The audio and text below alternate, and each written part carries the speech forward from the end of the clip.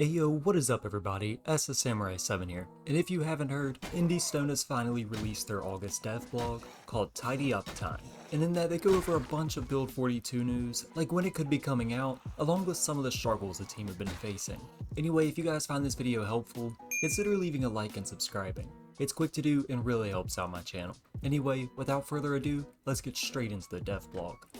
To start off, we already got some huge news about Build 42.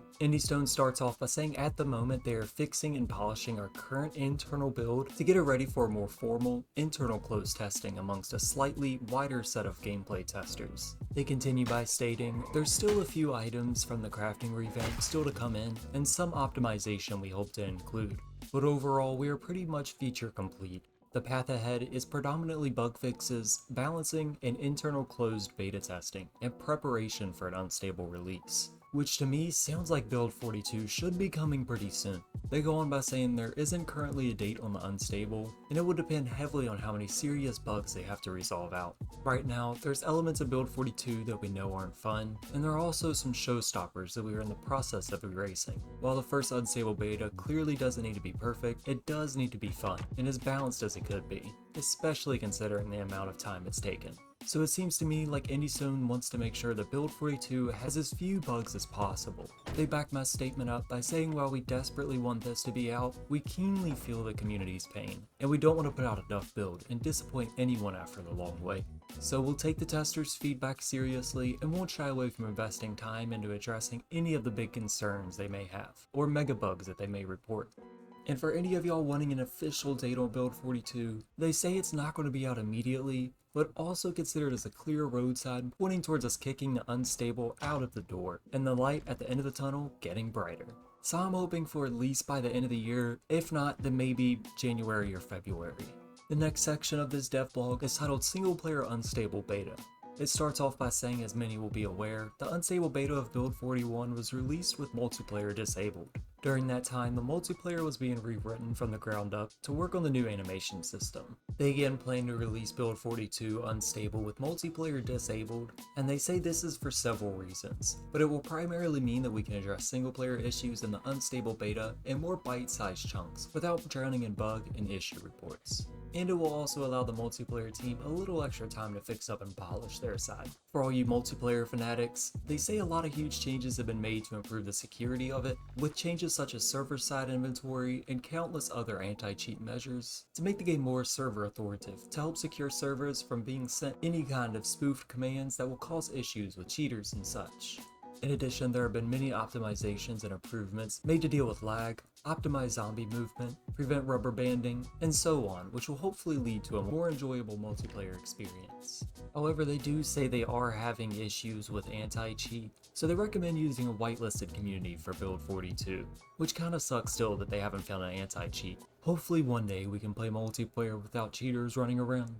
And the team's also improving documentation, such as the multiplayer team, to let the modders know how they can work within the updated framework and not upset the anti-cheat measures. Similar documents are being written about the crafting and other new updated areas of the game, so hopefully mods in Build 42 won't take too long to get up to date. And speaking of that, the next part of this dev blog is titled Modpocalypse. They start off by saying, with such a huge update to the game, it's inevitable that almost every mod that exists will be invalidated in some capacity. With new crafting systems especially, it's unlikely that any mod will work out the box. They do have a new modding architecture though that will help a lot in the transition, and it's heavily inspired by a certain game that's set on a world out on the rim. They then go through a lot of modding talk, which I don't really understand, that's why I dropped out of my computer science major. Media production for the win.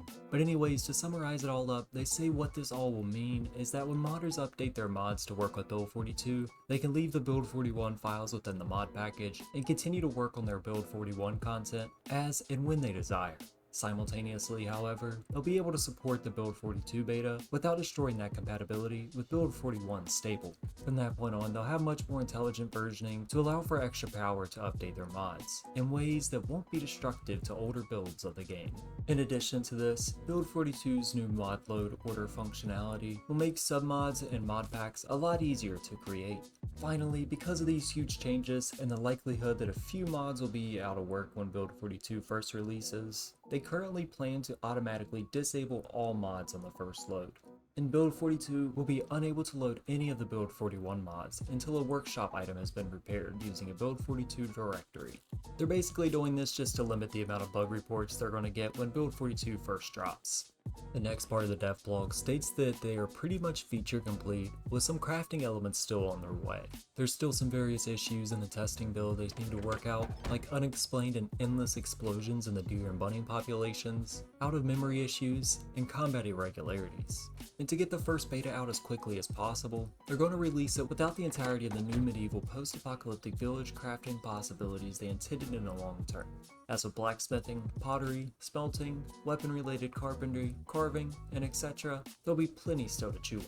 The last must-have feature they have in production for Build 42 is a new building UI. We've never been a fan of the right-clicking menu building system, and along with the sharp increases of new buildable tiles, it became necessary to improve how building is carried out. So no more will you be right-clicking, going to your builds, finding wall, going down, finding the right wall, none of that. Instead, there will be a nice categorized building UI that the player can keep on screen as a palette to pick building tiles from, which will allow you to browse the various categories and tiles you want to build in the world. Click on them if you have the necessary building materials, and then place the ghost tile on the target tile. So I guess that's good news. But in the animal tracking news, they're deciding to make animal pathing to where it's generated using the seed given when you create a world. This will create a static sense in that they don't self-modify after you start a game, but dynamic in the sense that you'll never know what journeys deer will be taking in a fresh world.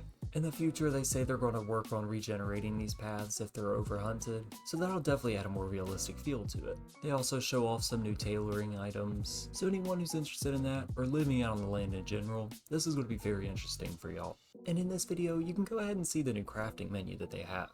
Definitely looks a lot cleaner than before. Another thing, previously only drunk players had a chance of falling down when climbing up a sheet rope, but now in Build 42, any player has a chance to fall when climbing up one, after an initial grace period has elapsed. The duration of which period and the chance to fall is determined by negative moodles, skills such as strength, fitness, and nimble, appropriate traits like dexterous or gymnast, and professions like burglar.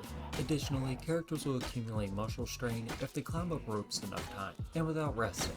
There's also a small chance of falling from a rope while descending, and all of this will be able to be toggled on and off in the same box. In the next part, titled Tools Update, the dev team gives us a little look at what maybe has been holding back Build 42. They say that the problem increasing is that the characters' brains were getting pretty complex. They're adding all sorts of new abilities in both Build 42 and beyond, and they're getting bigger and bigger still. Up until now, they haven't really had a tool to visualize that network. They've been editing the structure manually by editing XML files. That definitely sucks if you've ever done that.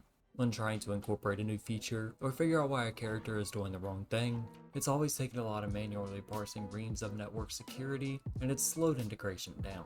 So the team's been building a proper logic network and named it Anim Graph Zeditor. That should be a big boost in making more and more complex brains. The importance of having a robust logic network editor cannot be overestimated for final polish of elements of Build 42 and everything that lies beyond it, especially taking the abstract mass of logic conditions, statements, and transitions, and puts it on the screen as circuit diagrams. From here, we can identify problems and faulty circuits and make it much easier to implement new features and capabilities. Thank you, Zach, on the dev team, for this explanation. And last but not least, the team shows a quick video compilation of recent in-game weapon testing, featuring all the old familiars, but also a whole bunch of new weapons that you'll be able to crack heads open with.